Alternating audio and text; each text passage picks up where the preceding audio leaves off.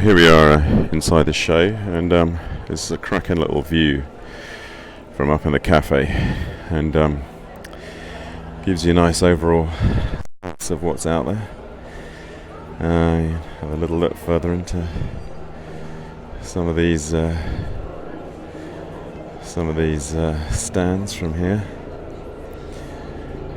and there you go. That's the whole size of the fair. I suppose not one of the biggest fairs, but at least that means you can get around it.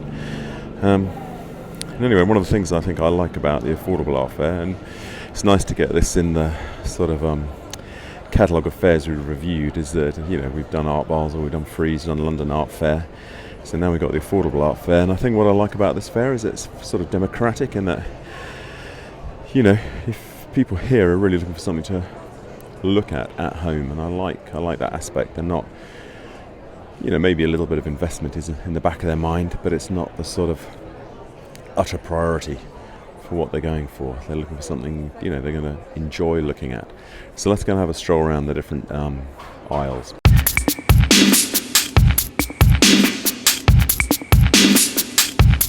Okay, so here we go. We're just wandering into the basic thing. We're going to start the aisle down here on the right, and just quite nice to have a sense of walking through the show and trying to do a little bit more calmly than usual, as I know some of you say you feel seasick if I move the camera around too fast, but we're just taking it at a leisurely pace, and once we get the gimbal, eventually, hopefully it'll be more acceptable. So let's have a little stroll as we go on.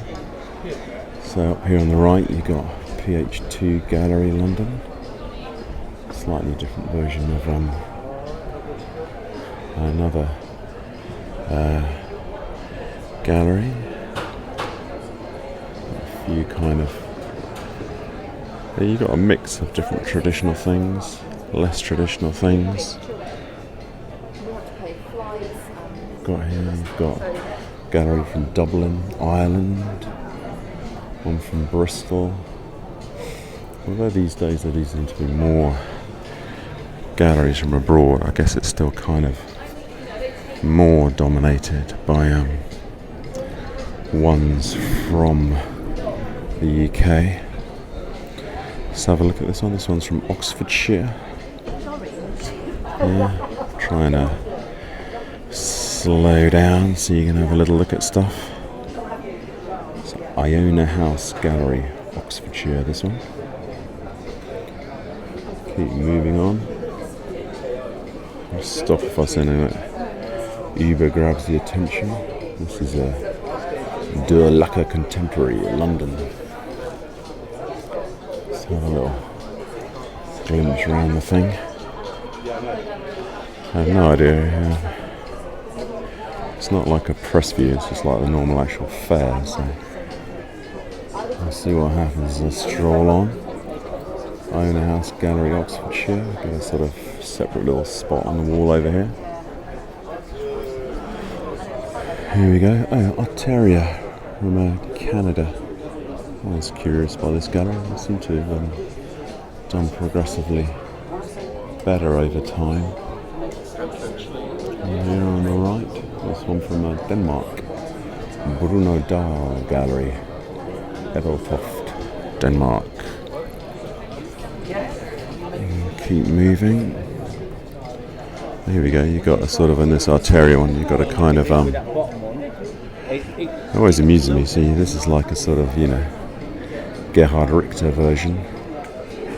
How much is this sort of Gerhard Richter? This is £2,050. It's actually, what is it on? It would appear to be it is all on canvas as far as I can see. It's interesting. I wonder, I should think the Richters themselves go for 100 times that probably.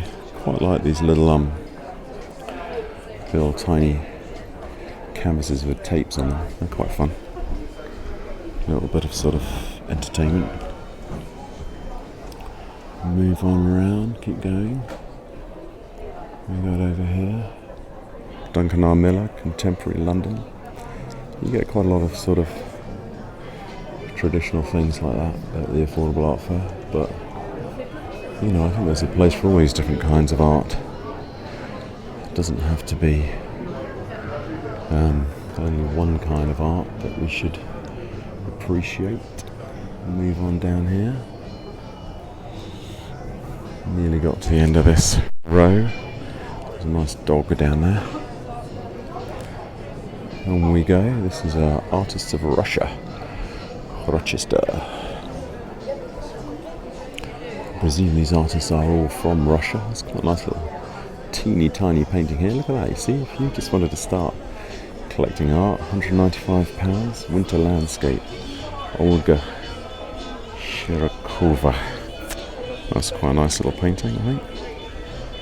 You could get that. It's reasonably priced. I don't think we should ignore these different fairs for their different things they do. And I'll wander around gallery. I'm sure I've seen these pictures or pictures like them on Instagram somewhere. This is Gallery Virginie Barrault, Blancart, Paris, France. You get quite a lot of those kind of I don't know how you describe it, sort of pop arty kind of things, which are sort of, you know, there's something interesting about them. I like the sort of polka dot style inside it. Come on down here, John Newt Galleries, Cotswolds. You've got quite a lot of those sort of paintings that look a bit like a sort of a Fred Coomings in the background. Here we are back again. You've got some of these things that have a sort of not just Fred Cooming, they've got a look like the other guy's wife's name I've totally forgotten. Jane Lampard, this is £900. I was quite fascinated about the prices of these things. Interesting thing is, you go to Frieze, the prices, obviously you can't see the prices if you go to Frieze or the London Art Fair, which of course, as you can find out if you look on the internet quite quickly, there's a lot of ability to allow the gallery to adjust the price depending on how wealthy they feel you are. Here we go. This is K Contemporary Gallery London. It's got nice. I quite like these sort of 3D, quite fun sort of 3D ones here. They're quite fun. And we've got crazy reflection in that. Kind of quite like crazy reflection as well. I was reading this interview with a guy called Sonic Boom from Spaceman 3 last night. And they were saying that every piece of music would be better if it had feedback on it. Which kind of sort of thing I agree with. But loads of people, even in his band, were kind of disturbed by that idea. Here we go, there's one from Northumberland. It's quite interesting actually, you've got quite a lot of regional galleries here, which makes it slightly more of an intriguing event. Clifton Fine Art, Bristol. I was at university in Bristol, I lived in Clifton. You've got a few, you've got a few. These I presume are, like a little one down here on the ground, I presume that is a painting. Quite nicely, carefully produced. I wonder if that is actually Bristol. Tom White. Can't quite tell where that is. It's more like London actually. Wandering on around. Oh, there's a sort of extended bit down here at the back. And I don't think there's any point in, you've got a sort of few cows, you have to have a few cows like that. I mean, you're obviously not going to say every single thing here is magnificent, but I don't think you would say that about the about Frieze or any of these other fairs either. And anyway, if you like art, I think you should be open to look at all sorts of different art. even if I mean, I suppose the discussion is, what is wall furniture, what is art, and that's a sort of ongoing argument, possibly only had in that eye of the beholder. Is that a fair way of describing it? I'm not sure really. I mean, there's certain things I like aesthetically, which you may not call high art, but you've got these little sort of paintings of a fuchsia, obviously a bit like kind of Mary Fenton kind of thing, but intriguing what you've got. This is from Madrid, Spain. Oh, interesting. Got a few, I suppose you could do, I'm always fascinated by whether European galleries have just got a better overall, more relaxed appreciation of art than the UK. It's quite fun with the sort of tower blocks and the paint smeared across it. Let's wander on down here. This is the Creative Studio, it's called, where it looks like you can just mess around, have quite a lot of fun with paint. I think they're trying to give you like a class on abstract art. But yeah, a bit of fun sculpture. I'm absolutely fascinated whether, as I was just saying, European galleries, are they more open-minded? Do they look at things in a more intriguing fashion? Lumitrix, London. Interesting. We've got a few sort of photos. Photos also these days very, very popular. It's gone around here. Dreipunkt edition, Munich, Germany. So I assume these are pure prints inside here. Can't tell whether these are prints. Oh, these are etchings. Oh, getting a real freaky light moment there. Let's keep on moving. Hossack Gallery. Got some more pictures in there once. Not sure how long. I might have to speed up a bit as the I decided to record it in 4K, 60 frames a second, and potentially I don't have enough memory on the phone to do that. Anyway, as we stroll on down here, we've got a few brightly coloured faces on this side. Got the Blackstone Gallery, and you got rather a lovely big abstract piece down there, which happens to be mine. And you can have a look at that. This is Sheridan Russell Gallery. Got all sorts of nice things in here. Nice pieces of sculpture as well. Cracking gallery. And there's sculpture here. Richard's a sculptor himself who runs the gallery. That's my painting there. Moving on down here to Beaux-Arts Bath. Got a few more pics on the wall there. Westminster Gallery, Harrogate. A lot of big space. Got much the same kind of pictures here of people. 6,000 these are, pricey. More than 6,000. How much are the smaller ones? That's 6. This must be a Giclée. So some of these others are Giclées and the originals are 6. And he's got quite a big book about the guy.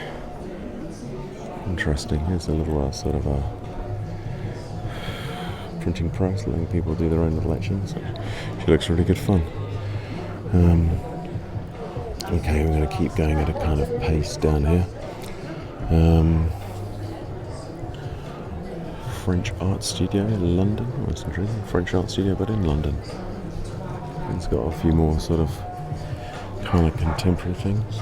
Quite like these little what's that? That's a collage, isn't it? Yeah, collage on canvas. Quite funky that, and it's a big perspex box. So you've got some of these sort of, I'm sure I've seen these on Instagram as well. There you go. 8. This makes you wonder how long those things take. And down here, this guy's called Massimo. My parents just bought a painting from him. It's got some nice oil paintings in here, which he scratches into, and you can see the colours behind after you've scratched in. So we move on down here. Got some more things. La Fontaine, contemporary art. Sorry. So I'm afraid we're going to speed it up a bit, as I'm worried we're going to run out of memory. A funky aeroplane on some bits of board. I mean, that's much more like contemporary art. I know people who do that kind of stuff. As you see, once again, that could be transplanted to frieze or some funky contemporary thing. It's impossible to say really where these things should be. Are they in these places based on their value, or are they in there based on something else? Edgar Modern from Bath, they've got quite a nice sort of they stick with the paintings on here.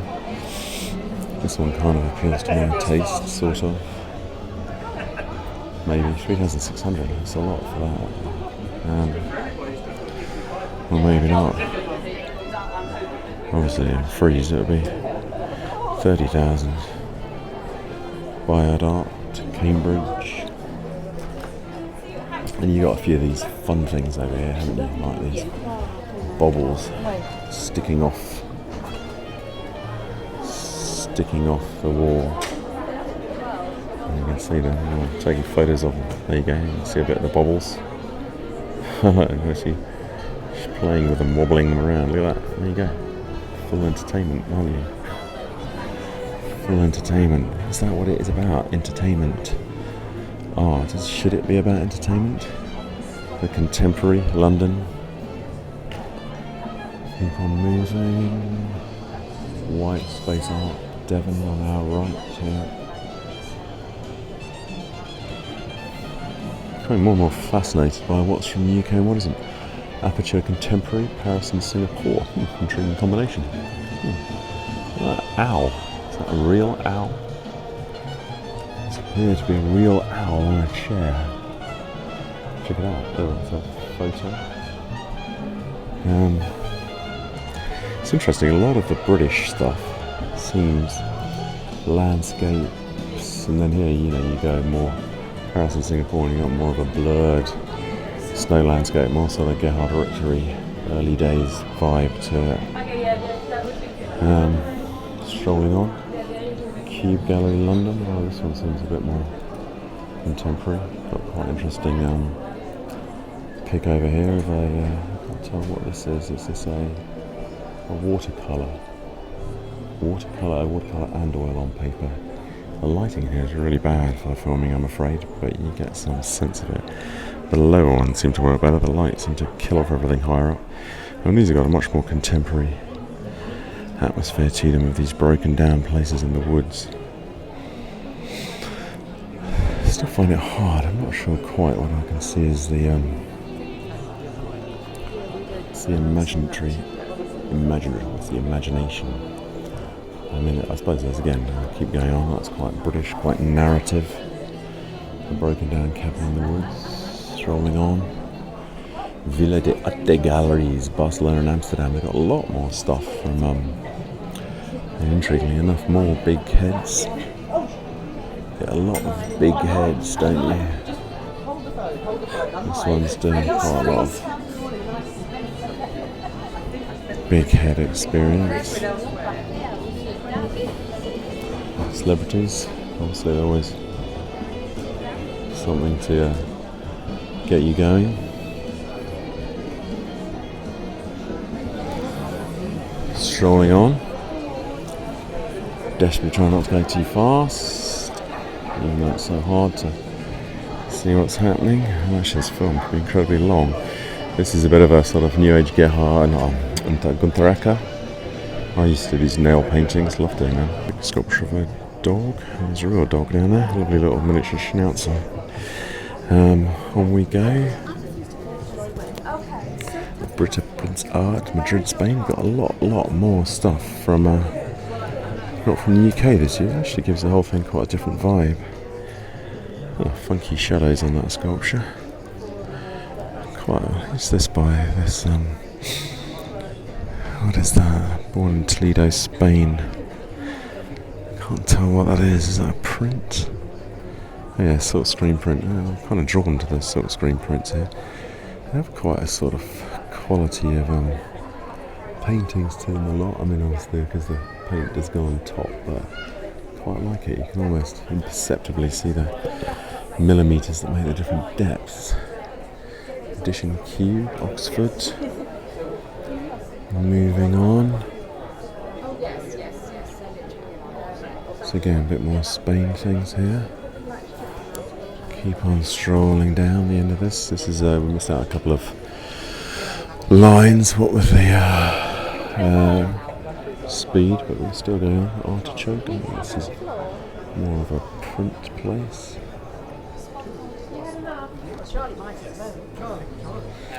Moving on. Down here. Got here, this is a gallery from Seoul, I was chatting to earlier.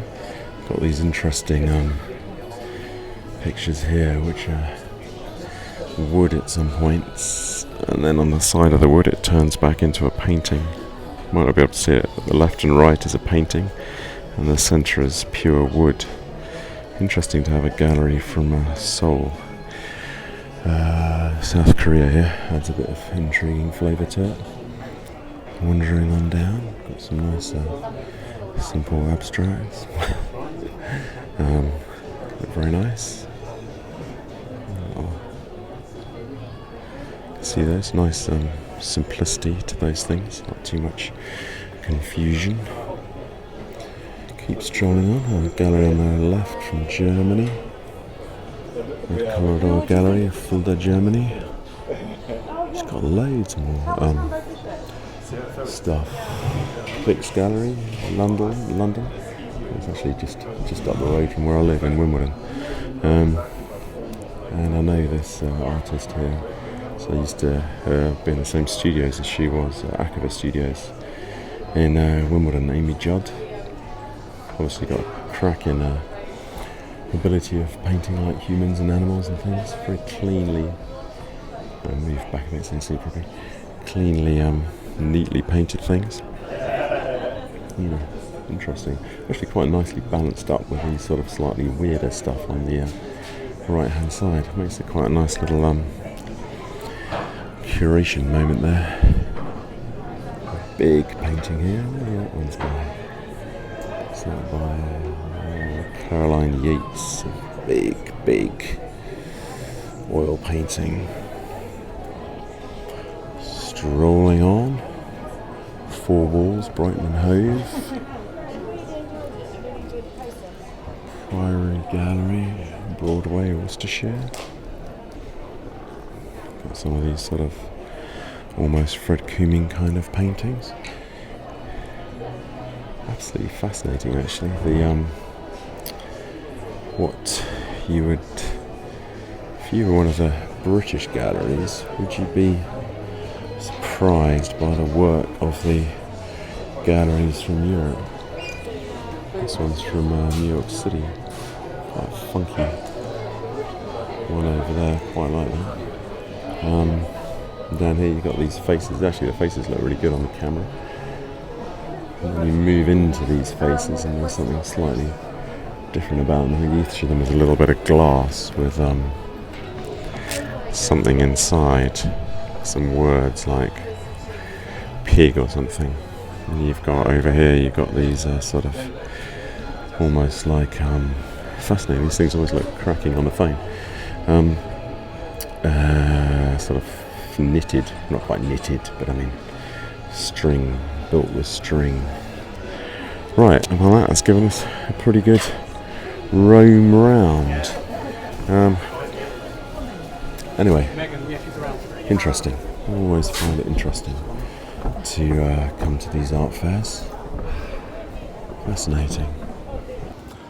So there we go, everybody. That's the affordable art fair you can still see behind us. So yeah, cracking visit to the fair. Absolutely fascinating. Like I said at the beginning, I just enjoy it. I think it's got a nice democratic sort of YouTube vibe to it, and that basically people turn up because they like the pictures, and if they like them, they buy them, and they want to take them home and look at them on their walls. And I'm still obsessed that if you really want to be changed by painting, you need to have it on the wall. Of course, it's lovely to go to galleries like the Tate and see these amazing paintings, but it's hard to spend the time with them. And you want them at home. You want to see these things at home and spend every day with them and see more and more in them and learn more and more from them. So yeah, really enjoyed it. I think you should go, have a look around. Cracking stuff. Please like and subscribe.